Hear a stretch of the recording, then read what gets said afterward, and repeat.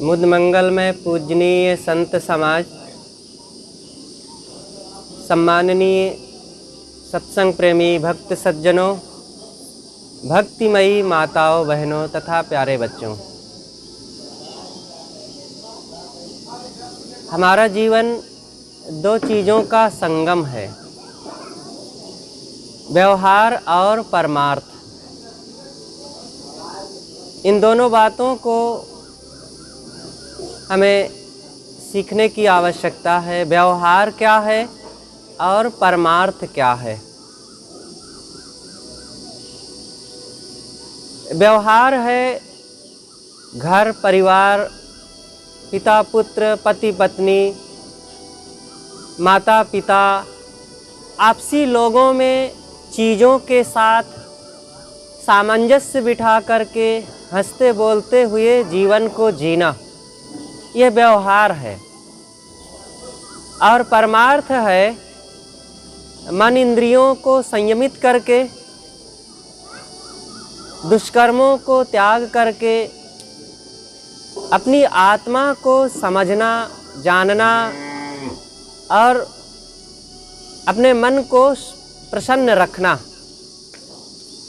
ये व्यवहार और परमार्थ की दो भूमिकाएं हैं और इन बातों को हम सबको अच्छे तरह से समझना चाहिए। व्यवहारिक जीवन हमारा मजबूत होना चाहिए। हर इंसान को घर में रहना है, कोई जंगल में तो नहीं रहेगा। तो घर में कैसे रहा जाए? घर में अनेक प्रकार के सदस्य होते हैं, छोटे होते हैं, बड़े होते हैं, नर होते हैं, नारियां होती हैं, सबकी अपनी मर्यादाएं होती हैं। तो इन चीज़ों को हम जब ठीक से समझेंगे, किनके साथ कैसे बोलना चाहिए, कैसे बैठना उठना चाहिए, हर इंसान को ये बात ठीक से समझना है। पिता के अपने कर्तव्य हैं, बच्चों के साथ कैसे व्यवहार किया जाए। जो पिता अपने बच्चों को हरदम डांटना गासना यही अपना धर्म समझते हैं, तो बाद में बहुत पछताते हैं। बच्चा भी एक इंसान है, आपके घर में उसने जन्म ले लिया है, आप खिला पिला रहे हैं, तो ये मत मानिए कि वो आपकी डांट गास सहने के लिए सब समय पैदा हुआ है। वो पैदा हुआ है, आप उसको खिलाइए पिलाइए, प्यार कीजिए और उसको योग्य बनाइए, अपना कर्तव्य कीजिए, मोह ना करें, उस पर अधिकार ना माने, अपने कर्तव्यों के बारे में सोचें। भूल यहीं से शुरू हो जाती है जब हम अपना कर्तव्य भूलकर अधिकार समझने लगते हैं। हर जगह ये दो बातें ध्यान होना चाहिए कि मेरा कर्तव्य क्या है। कहीं भी हो, कोई माँ हो, पिता हो, पुत्र हो, भाई हो, टीचर हो, डॉक्टर हो, मास्टर, इंजीनियर, कोई कहीं भी रह रहा हो, वो जब अधिकारों का ख्याल करता है कि मेरा क्या क्या अधिकार है और मुझे इनसे क्या क्या सुविधाएं मिलनी चाहिए, जब ये बातें ज़्यादा सोचेंगे तो फिर वहीं पर विकार आएंगे, वहीं दोष आएंगे और वहीं पर तनाव और कलह शुरू हो जाएगा। लेकिन जब हर इंसान ये बात सोचेगा कि मेरे कर्तव्य क्या हैं, पिता सोचे बेटे के लिए मेरे कर्तव्य क्या हैं,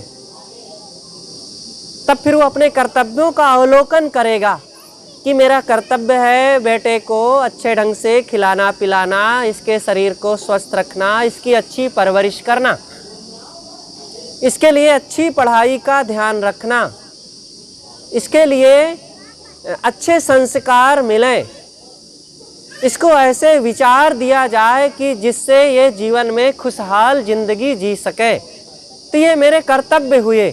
इन कर्तव्यों के बारे में सोचें। लेकिन ये कहाँ सोचते हैं?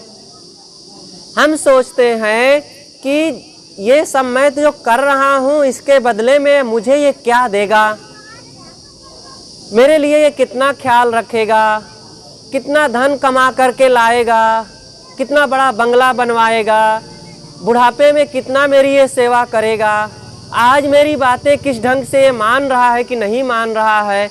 ये सब बातें अधिकार में आ जाती हैं। कर्तव्यों पर हमें ध्यान होना चाहिए।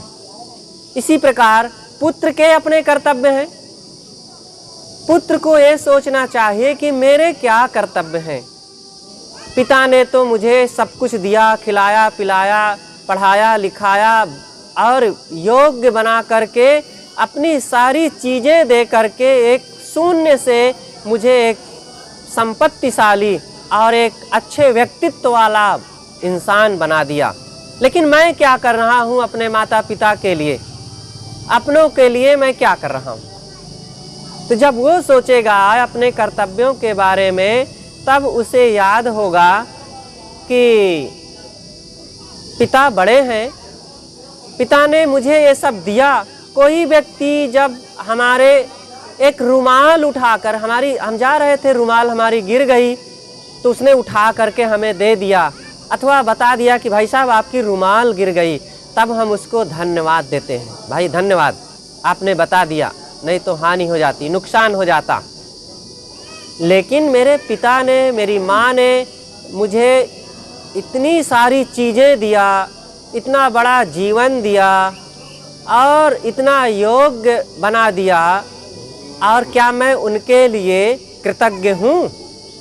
क्या मैं उनके उपकारों का ध्यान रखता हूँ? अगर नहीं ध्यान रखता हूँ तो फिर सोचें कि हम क्या कर रहे हैं। तो हर बेटे को ये सोचना चाहिए, फिर ये सोचना चाहिए उसे कि मुझे अपने जीवन में, वर्तमान में क्या करना है, जीवन कैसे आगे बढ़ेगा। तो ये सब व्यवहारिक जिंदगी की बहुत बड़ी बातें हैं, और अगर इन सब चीज़ों को हम सोचते हैं तो फिर जीवन को भटकाने की फुर्सत कहाँ है। हम तो आंखें मूंद करके जीते हैं और ये जिंदगी को अंधाधुंध में ऐसे कुएं में डाल देते हैं कि वहाँ से निकलने की तो कोई बात ही नहीं। केवल और अंधकार में डूबते जाना ही हमारा स्वभाव हो जाता है। एक समय आता है बच्चों की, जब वे बचपना उनका बीतता है और 12-14 साल की उम्र होने लगती है, तब उनके शरीर में ऊष्मा आती है, चाहे लड़के हों चाहे लड़कियां हों। रक्त गर्म होता है, स्वभाव में थोड़ा सा रोष खर्रोश आने लगता है, और ऐसी स्थिति में फिर वे बौखलाने लगते हैं, उद्दंडता, चंचलता आने लगती है। और जब उनको अच्छी संगति नहीं मिलती, अच्छे संस्कार नहीं मिलते, माता पिता के द्वारा अच्छे निर्देश नहीं मिलते हैं, तब वहीं से उनका जीवन बिगड़ने लगता है। इसलिए सभी बच्चों को ये ध्यान देना चाहिए और माता पिता भी इसका ख्याल रखें, वो बच्चों का सहयोग करें।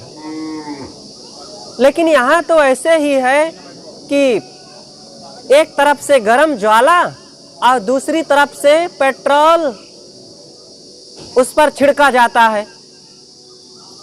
एक तो वैसे ही मन इंद्रियों में भड़ास भरी है पहले के, और आज इंद्रियां वैसे ही उत्तेजित हैं, और घर परिवार समाज के द्वारा उस पर पेट्रोल छिड़का जाता है कुसंग का, तब उनका जीवन कैसे सुधरेगा। फिर कैसे उनसे आशा रखी जाए कि ये देवता बनेंगे, ये महान बनेंगे, ये राम और कृष्ण, बुद्ध और महावीर, कबीर और सुकरात बनेंगे। सुकरात और कबीर बनने की एक बहुत बड़ी भूमिका है। जन्मों जन्मों के उन संस्कारों को इकट्ठा किया जाता है। लेकिन संस्कारों की तो आज होली जलाई जाती है, इकट्ठा कहाँ किया जा रहा है। देखते नहीं हैं, पिता के सामने ही बेटा गुटखा खाता है, पिता मना नहीं कर सकता, अब बेटे को लज्जा नहीं लगती है। हमारे ही घर में जो हो हल्ले होते हैं, कुसंस्कार के व्यवहार आचरण होते हैं, ना दूसरों को बुरा लगता है देखने सुनने में, और ना करने वालों को बुरा लगता है कि मैं क्या जीवन जी रहा हूं। पशुओं जैसा जीवन जीना और फिर सुखी जीवन जीने की इच्छा रखना कि हमारा जीवन सुखपूर्वक बीते, ऐसा कहाँ हो सकता है।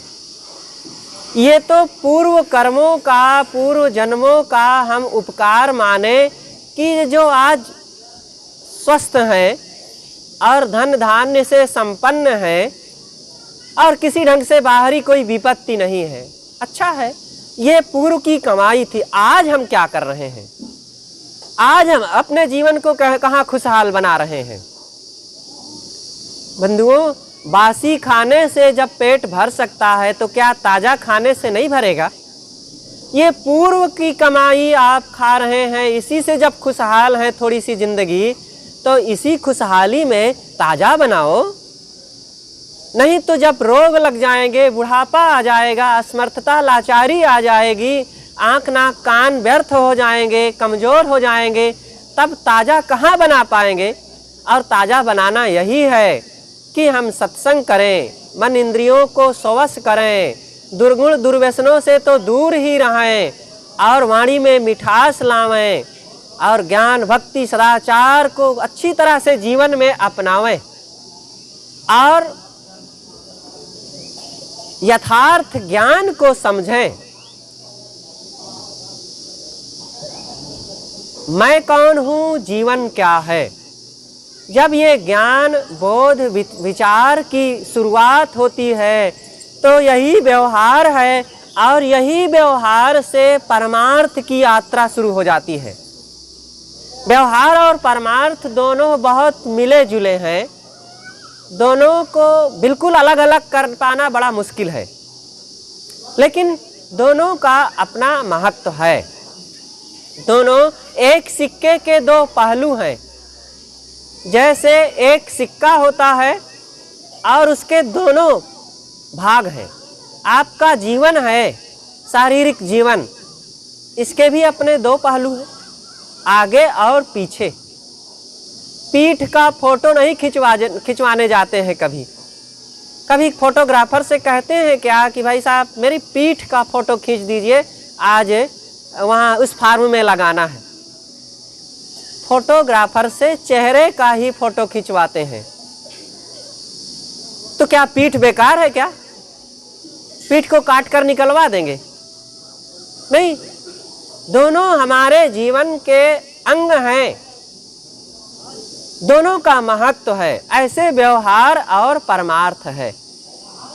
हमें आध्यात्मिक जीवन की यात्रा करनी चाहिए। व्यवहार को अच्छी तरह से समझें सबसे पहले, और व्यवहार है कि सही समझ हो। समझ में यही नहीं हम निश्चय कर पाते हैं कि क्या खाना चाहिए क्या नहीं खाना चाहिए। तो अंडा मांस मछली और चावल दाल फल फूल आदि, इन सब में क्या खाना चाहिए क्या नहीं खाना चाहिए, यही बातों में कितने लोग दिग्भ्रमित रहते हैं। जब ऐसी मोटी चीज़ों में हम संदेहग्रस्त रहेंगे और समय आने पर ऐसी बातें सोचने लग जाते हैं, अरे अंडा खा लेने से क्या हर्जा है, तब आपके दिमाग में कितनी कमजोरी है और कितना आप समझते हैं ये पता चल जाता है।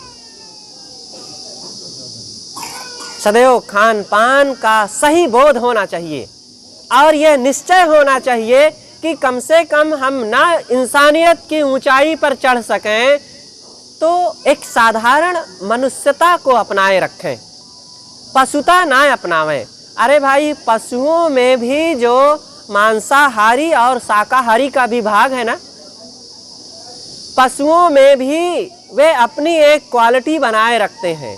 जो मांसाहारी हैं वही मांस खाते हैं, और हजारों ऐसे प्राणी हैं जो शाकाहारी हैं और वो कभी मांस नहीं खाते हैं। लेकिन ये मनुष्य एक इतना शाकाहारी प्राणी, नेचुरल शाकाहारी है, लेकिन इसने अपने स्वभाव को विकृत किया जब, तो ये दोनों में इतना घमंजा हो गया, इतना मिश्रण कर दिया अपने आप को कि स्वयं वो संदेहग्रस्त हो गया कि मैं शाकाहारी हूँ कि मांसाहारी हूँ, और दोनों खाने पीने लग गया।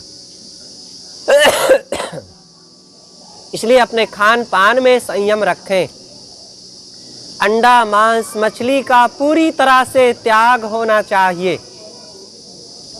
कुछ लोग जो मांसाहारी हैं वे कह सकते हैं कि इससे प्रोटीन विटामिन मिलता है। यद्यपि प्रोटीन विटामिन तो मिलता होगा, क्यों नहीं मिलेगा? हर चीज में कुछ ना कुछ है। गोबर खाएं तो उसमें भी कुछ ना कुछ मिलेगा, तो मांस में भी क्यों नहीं मिलेगा? लेकिन प्रोटीन और विटामिन के लोभ में पड़ करके क्या हिंसा, हत्या और गंदी चीज़ें, मुर्दाखोर बनना, इन सब चीज़ों को खा पी करके ये कोई समझदारी की बात हुई क्या? अपनी एक प्रकृति होनी चाहिए इंसानियत की, ये समझदारी होनी चाहिए कि मैं एक इंसान हूँ, मुझे ऐसा सैद्धांतिक जीवन जीना है। अरे व्यवहार में भी तो लोग अपना एक सिद्धांत बनाए रखते हैं ना, अपनी मर्यादाओं को बरकरार रखते हैं ना। घर में बहन भी है, पत्नी भी है, माँ भी है, और भी लोग हैं, लेकिन इसकी अपनी एक मर्यादा बना रखे हैं कि पत्नी भी एक स्त्री है, बहन भी एक स्त्री है, माँ भी एक स्त्री है, तो इसकी मर्यादा को बरकरार रख करके जीते हैं ना। दोनों में कोई अंतर तो नहीं है शारीरिक रूप से, लेकिन फिर भी एक अपनी मर्यादा, सिद्धांत को बरकरार रखते हैं, तब आपका सम्मान घर परिवार में बना रहता है। ऐसे ही भाई अपने खान पान, व्यक्तिगत जीवन, सदाचार में भी मर्यादा को बनाए रखिए, इसमें पशु मत बन जाइए। पशुता कहते हैं जो विवेकहीन हो जाए, समझदारी, विचार और सत्य असत्य निर्णय को त्याग करके पूरी तरह से जो कुछ मन में आवे वही करना, यह है पशुता। तो पशुता को हम छोड़ें, इंसानियत को अपनावें। इंसानियत यह है कि वो सद्कर्मों को पहचाने, खान पान को पहचाने और सद्कर्म, सदाचरण को अपनावें। आत्मा क्या है, इन चीज़ों को भी हम समझें। मैं कौन हूँ, जीवन क्या है, आत्मज्ञान क्या है, इन चीज़ों को हमें ठीक से गहराई से समझने की ज़रूरत है। जब इन बातों को हम धीरे से समझेंगे तो अपने आप समझ में आता जाएगा, और ये भटकाव, भ्रम, अंधविश्वास, इन चीज़ों से निकल करके आत्मज्ञान, सदाचार को हमें अपनाना होगा। अपनी बातें मैं यहीं पर समाप्त करता हूँ। हमारे बीच पूज्य संत गुरुजन विराजमान हैं, उनके ज्ञान गंभीर विचारों से लाभान्वित होंगे।